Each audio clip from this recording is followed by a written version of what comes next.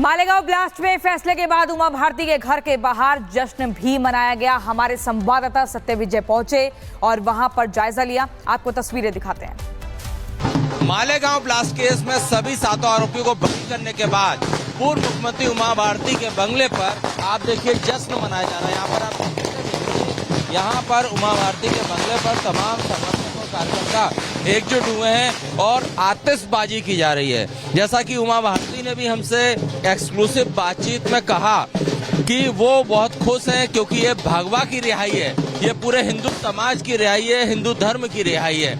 और इसी बात की खुशी उनके बंगले पर, उमा भारती के बंगले पर आपको देखने को मिल रही है, जहां पर कि ढोल नगाड़े बजाए जा रहे हैं, आतिशबाजी की जा रही है, लोग एक दूसरे को मिठाइयां खिला रहे हैं। क्योंकि ये तस्वीर इसलिए भी महत्वपूर्ण है क्योंकि उमा भारती का ये कहना है कि जिस तरह से औरंगजेब ने अत्याचार किया था उसी तरह से साध्वी प्रज्ञा सिंह ठाकुर समेत तमाम जो 7 लोग आरोपी बनाए गए थे उन पर अत्याचार हुए थे, फिर भी वो किसी दबाव में नहीं आए, कांग्रेस सरकार के दबाव में नहीं आए, जांच एजेंसियों के दबाव में नहीं आए। और अब जो ये रिहाई हुई है ये सनातन की बड़ी जीत है, हिंदुओं की जीत है, हिंदू समाज की जीत है, उनकी आत्मा की रिहाई है, ये उमा भारती का कहना है। अधिवेशन असतं तेव्हा येतो, इथे दिल्लीमध्ये बैठक घेतो आणि एनडीए आणि आमचं जे काही नातं आहे त्या खऱ्या अर्थाने या अधिवेशनामध्ये देखील आमचे लोक भारताची बाजू घेऊन, देशाची बाजू घेऊन, भारतीय लष्कराची बाजू घेऊन एनडीएची एक घटक पक्ष म्हणून जी मजबूतीने बाजू लावून धरतात ते देखील दृश्य आपण पाहत आहे। त्याबद्दल देखील चर्चा झाली। त्याचबरोबर या ठिकाणी जे महाराष्ट्राचे जे प्रश्न आहेत 17 साल बाद मालेगांव ब्लास्ट केस में फैसला आ गया है। एनआईए के स्पेशल कोर्ट ने आरोपियों को बेकसूर बताते हुए बाइज्जत बरी कर दिया है और अदालत ने भगवा आतंकवाद की उस फेक थ्योरी को सिरे से खारिज कर दिया है जिसके दम पर कांग्रेस तुष्टीकरण का दांव चलती आ रही थी। देखिए रिपोर्ट।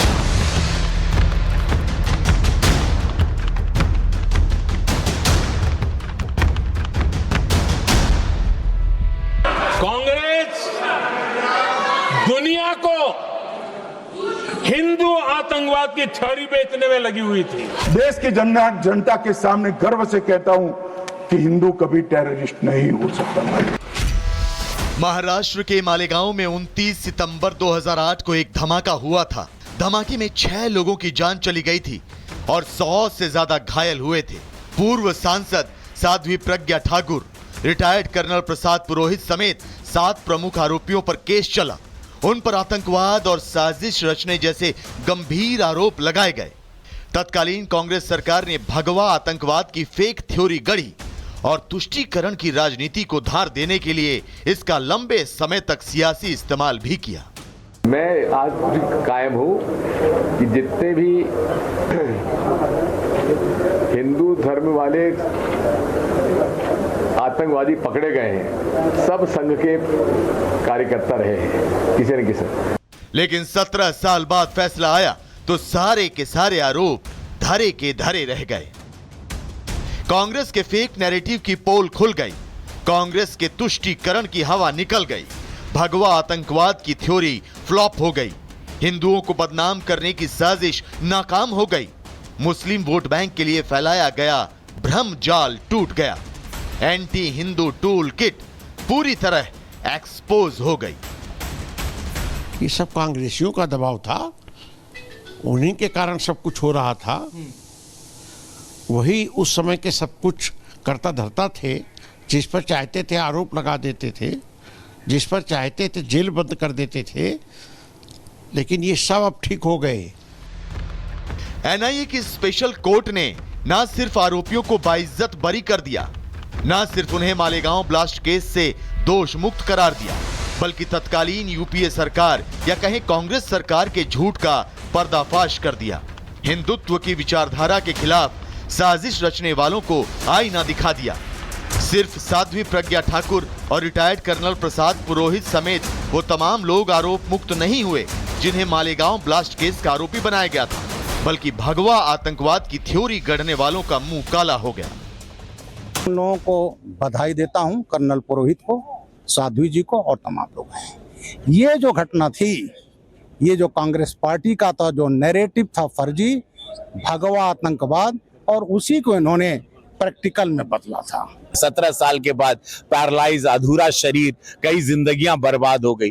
यही आरोप लगा के अपोजिशन ने, यही कांग्रेस ने लेके आज बर्बाद किया। उन सारे परिवारों को शुभकामनाएं, लेकिन आज वो सब रो रहे होंगे बरी हो, क्योंकि उन्होंने वो जुर्म नहीं किया था जिसके लिए उनको सजा या उनको आरोपी ठहराया गया था। और 17 साल समझ रहे हैं, जिंदगी खत्म हो जाती है 17 साल में। एनआईए को ना तो इस केस में कोई पुख्ता सबूत मिले, न ही ये साबित हो पाया कि मालेगांव ब्लास्ट में हिंदूवादी संगठन का हाथ था। साबित हुआ तो सिर्फ ये कि ये केस साजिश के तहत चलाया गया। साध्वी प्रज्ञा ठाकुर और रिटायर्ड कर्नल प्रसाद पुरोहित समेत तमाम लोगों पर जो चार्जेस फ्रेम किए गए, उनका कोई आधार नहीं था। न पुख्ता सबूत थे, न भरोसेमंद गवाह। थी तो सिर्फ एक चीज, सियासत, सियासत और विशुद्ध सियासत। वोट बैंक की राजनीति के लिए क्या कर रहे थे? कांग्रेस पार्टी इसको भगवा आतंक सिद्ध करने में जुटी हुई है।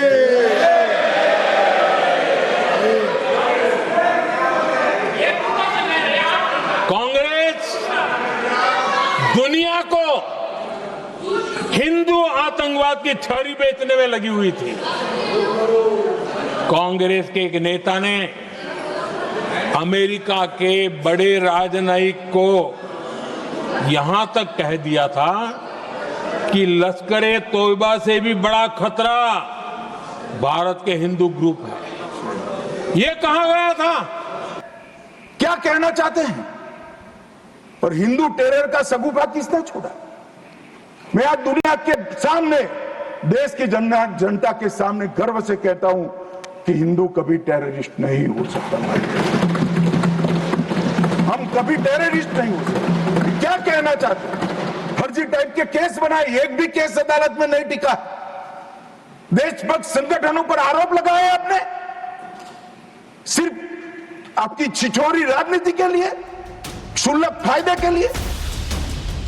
मालेगांव ब्लास्ट केस के आरोपी दोष मुक्त हो चुके हैं और कटघरे में खड़ी है कांग्रेस।